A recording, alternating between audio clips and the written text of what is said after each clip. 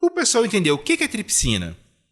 Então, a tripsina é uma enzima que a gente utiliza que vai desprender as células do fundo da garrafa, então ela vai reduzir essa aderência e vai fazer com que a célula, então, solte do fundo da garrafa, porque a tendência dessas células é ficarem realmente bastante, fortemente aderidas, e aí essa enzima ela vai cortar essa adesão.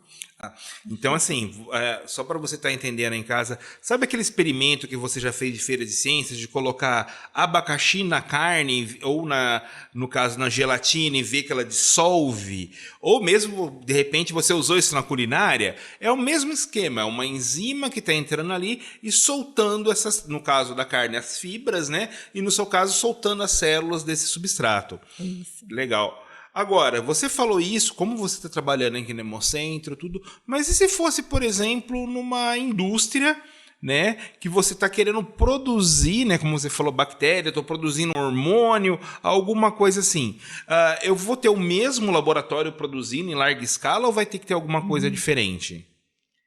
Então, nós temos assim 2 etapas. A primeira seria a etapa da pesquisa, que é quando a gente vai desenvolver esse produto para que ele possa no futuro ser usado na indústria e a população em geral ter acesso. E esses laboratórios da pesquisa, eles têm uma escala menor. Então a gente usa essas garrafinhas, Erlenmeyers, as escalas são menores de produção, então a gente não consegue uma quantidade de células, por exemplo, que atenderia toda uma população. Então, quando esse procedimento é passado para uma indústria, esse processo ele tem que ser escalonado, então ele tem que ser aumentado. Então, por isso que é interessante a utilização de bioreatores.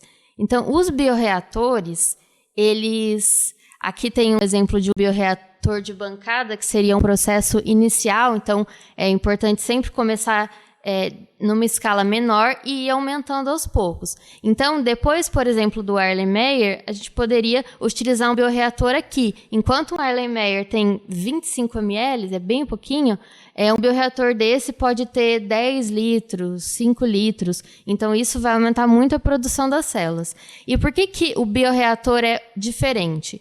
Porque os Erlenmeyers e as garrafas, a gente coloca na estufa. E por mais que as condições sejam controladas, a gente não consegue controlar tudo que está acontecendo ali.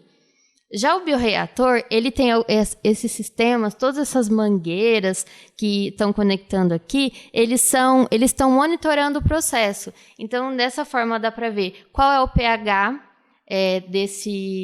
desse meio de cultivo, porque se o pH estiver muito baixo ou muito alto, as células não vão estar bem, elas podem morrer.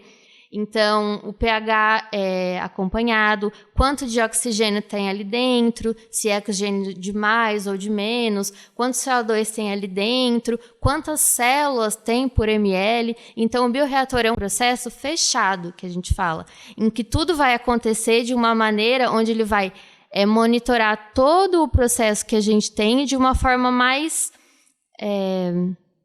precisa do que a gente tem no laboratório.